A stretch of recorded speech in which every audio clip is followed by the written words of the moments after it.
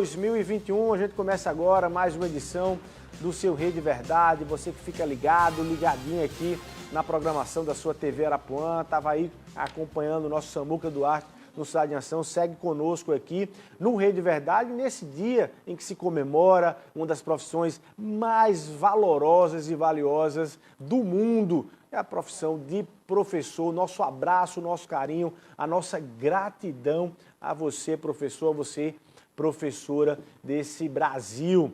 No dia de hoje a gente conversa, então, falar no Dia do Professor com o reitor da Universidade Federal da Paraíba, professor Valdinei Gouveia. Professor, boa tarde, seja muito bem-vindo aqui. Muito obrigado. Parabéns pelo seu dia, seja bem-vindo ao Rede Verdade. Muito obrigado. Nosso dia, ser professor é realmente uma dádiva.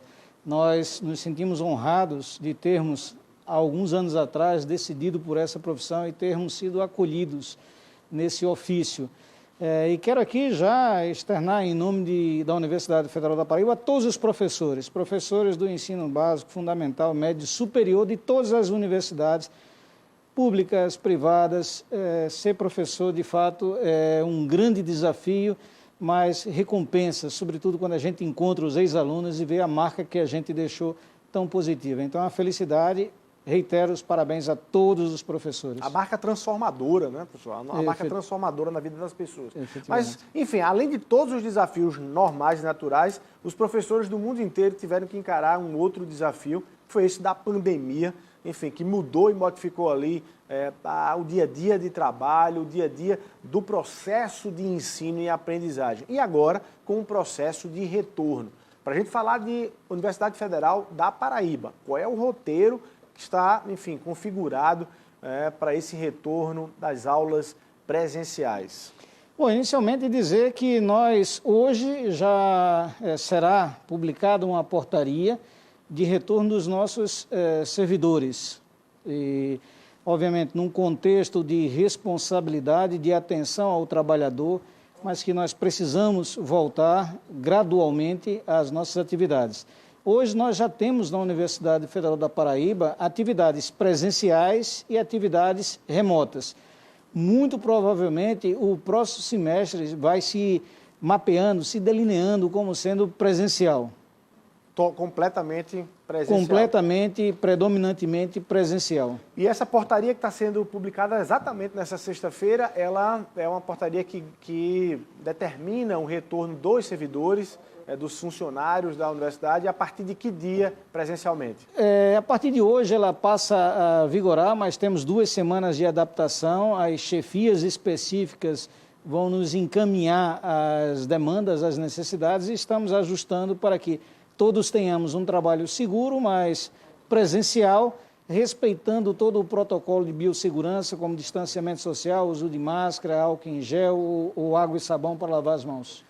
Professor, e quando é que você vai conduzir, como é que está o debate lá na UFB sobre a questão da vacinação? A gente acompanhou, no país como um todo está acompanhando, enfim, a instituição de passaporte de vacina, algumas instituições e entidades dizendo que só trabalha se tiver vacina, se não, enfim...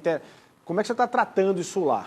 Primeira coisa é dizer que a comunidade acadêmica como um todo, incluindo aí professores, estudantes, técnicos e terceirizados, tiveram a oportunidade de ter as 2 vacinas, a primeira e segunda dose, e diversos de nós, professores, já estamos inclusive com reforço.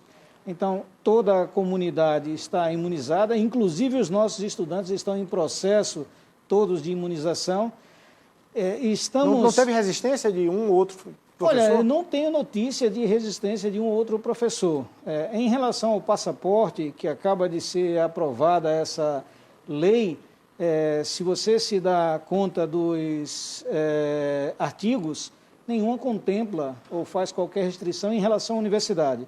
Nós não temos poder de polícia e não vamos atrás de aferir quem tem e quem não tem passaporte, que compete a outros ambientes disciplinados pela lei. Então, nós cumprimos sempre a legislação e naquela lei não há qualquer restrição ou qualquer impedimento em relação à universidade. Pese a que confiamos que todos os que compõem a comunidade acadêmica, tendo tido a oportunidade, se vacinaram adequadamente. Bom, então, a informação que o senhor está trazendo aqui é de que, pela informação que o senhor tem, nenhum professor, nenhuma professora vinculada à Universidade Federal da Paraíba resistiu à questão da vacinação e estariam todos imunizados. Pelo menos nós não temos esse conhecimento de resistência ou não vacinação. Então, a oportunidade foi oferecida a todos os professores e, reitero, não tenho conhecimento de algum professor, algum técnico que tenha dito não à vacinação. Não foi informado, a reitoria não foi informada a respeito. Então, estamos supondo que todos foram vacinados.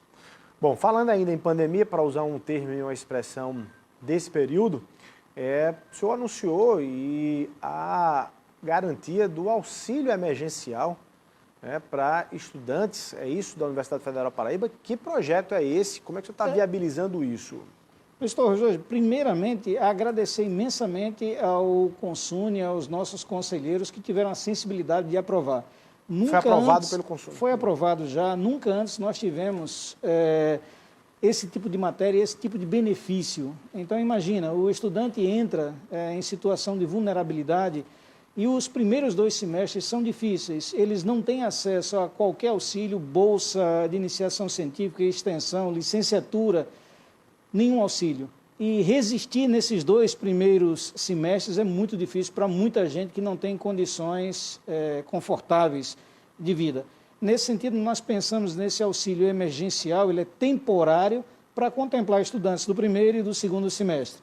A estimativa é que possamos contemplar até 900 estudantes com 3 parcelas de R$ 400, totalizando uma ajuda de R$ 1.200. Resolve toda a situação? É um paliativo. E na medida em que forem sendo disponibilizados mais recursos, com certeza há toda a preocupação, toda a sensibilidade do reitorado de contemplar os nossos estudantes para evitar não só a evasão, senão possibilitar que esses jovens tenham a oportunidade de estar na universidade, que consigam progredir, que consigam uma profissão e que contribuam com a sociedade. Interessantíssimo. Isso então quer dizer que vai além da questão da pandemia, não é só por causa da pandemia, isso...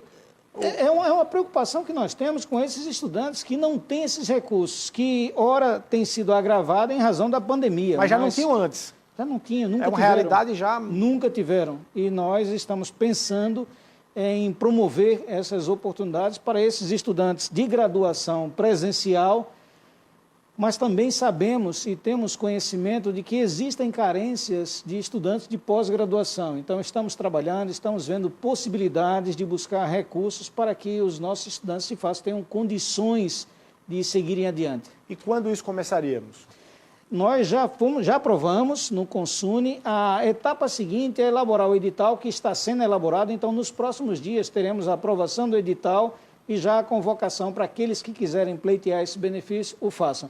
Além disso, é importante informar que nós estamos em tratativas com a Receita Federal do Brasil, solicitando que nos repassem aparelhos de telefone celular para que possamos distribuir com os nossos estudantes carentes, obviamente dentro das limitações que tem a própria Receita em termos de apreensões e tudo mais. É um repasse que se faz de impostos que não foram pagos à população que deve usufruir desses impostos. Então, quero, inclusive, felicitar... aparelhos de celular para os estudantes. Isso, se assim a Receita Federal entender e nos passar, atendendo a um projeto nosso.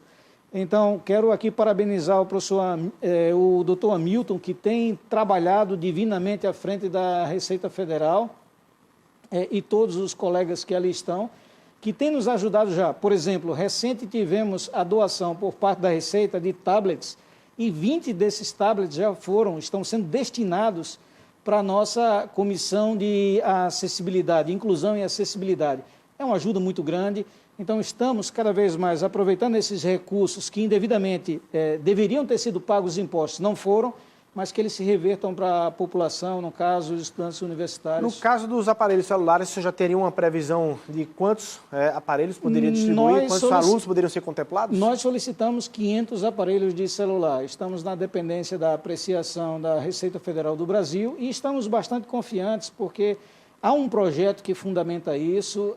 Nós temos diversos estudantes que não têm a mínima condição de ter acesso a aparelho de celular.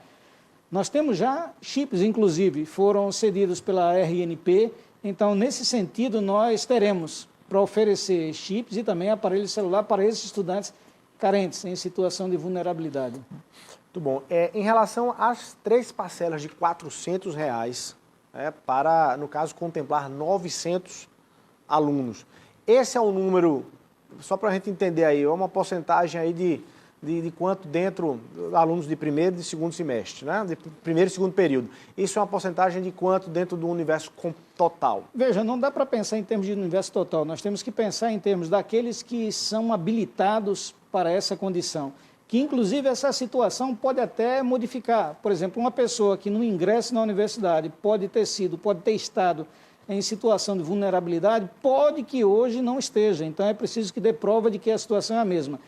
Esse cadastro já tem, não? Já temos o cadastro, inclusive, no ingresso das pessoas à universidade. Já tem esse perfil. A estimativa é que não tenha acontecido exatamente isso, sobretudo nesse contexto de pandemia, que tivemos desempregos e tudo mais. Mas nós temos que checar essa informação para poder viabilizar esses recursos para as pessoas que efetivamente necessitam deles. Mas, por acaso, quem está nos assistindo em casa dizendo eu quero ter direito a essas 3 parcelas, ou um familiar de alguém que estuda nisso, como é que ele faz? A busca ativa da universidade já consegue identificá-lo, ou ele tem que procurar, o aluno vai ter que procurar? Ele tem que nos provocar. Então, nós teremos um edital estabelecendo quais as condições, publicaremos e daremos ampla divulgação a esse edital para que as pessoas que quiserem possam pleitear esse benefício. Boa iniciativa, um bom debate. Você está chegando a completando um ano à frente da reitoria da Universidade Federal da Paraíba. Quero lhe perguntar sobre o balanço ali. Se tiver alguns momentos de conflito com alguns grupos ali dentro da universidade. Quero saber se esse clima melhorou e tudo. Mas antes, deixa a gente ir aqui para, como sempre, fechar a semana com Napoleão de Castro, ele que está lá em Brasília, capital federal, e traz sempre aí um balanço das informações da nossa Brasília, do Congresso Nacional, principalmente. Napoleão, querido, muito boa tarde, é com você. Meu abraço, Luiz. Boa tarde a você, a nossa equipe, de forma especial o nosso telespectador. Sexta-feira e a gente voltando para fechar a nossa semana de cobertura aqui direto da capital brasileira, fechando os temas mais importantes dessa semana que a gente pôde acompanhar aqui no Planalto Central. E no Rede Verdade desta sexta-feira, a reportagem foi conversar com o líder da maioria no Congresso Nacional, Senado e Câmara, o paraibano Aguinaldo Ribeiro, progressista. Inicialmente, uma ótima notícia para João Pessoa. O programa Remédio em Casa da Prefeitura da capital teve ontem empenhados aqui em Brasília 10 milhões de reais para custeio do programa, numa ação do mandato do deputado Aguinaldo Ribeiro. Ele falou à reportagem Arapuã. É um programa importante que a Prefeitura de João Pessoa implementou, estará implementando, né? E que nós anunciamos há cerca de 30 dias atrás, e que agora já vira realidade com o empenho e posteriormente com a liberação dos recursos. Isso vai facilitar a vida das pessoas que precisam, né, e que recebem esse tipo de medicamento de uso continuado, sejam pessoas mais idosas, sejam jovens, né, todos aqueles que são acometidos desse tipo de doença. Então, ainda mais numa pandemia, isso é tão importante, né? Já é importante nos dias, vamos dizer, normais que nós vivemos, quanto mais numa pandemia. O líder da maioria no Congresso Nacional destacou também os investimentos da saúde e a liberação de mais de 60 ambulâncias nos últimos meses para os municípios paraibanos. Essa é uma ação importante, né, dotar o sistema de saúde do nosso estado, né, com ambulâncias para dar suporte à população que mais precisa, tem sido uma preocupação do nosso mandato. Nós temos feito isso não só na área de saúde, mas em todas as áreas. É lógico que a área de saúde é uma área que é por demais importante. As informações de Brasília, exclusivo para a TV Arapuã, Napoleão de Castro. Ok, Napoleão, muito obrigado. Bom final de semana, até segunda-feira. A gente vai rapidinho para o intervalo comercial. Na volta, a gente continua conversando com o reitor da Universidade Federal da Paraíba. Tem outras novidades para o professor Valdinei revelar aqui no Rede Verdade. Rapidinho, um minutinho, a gente está de volta.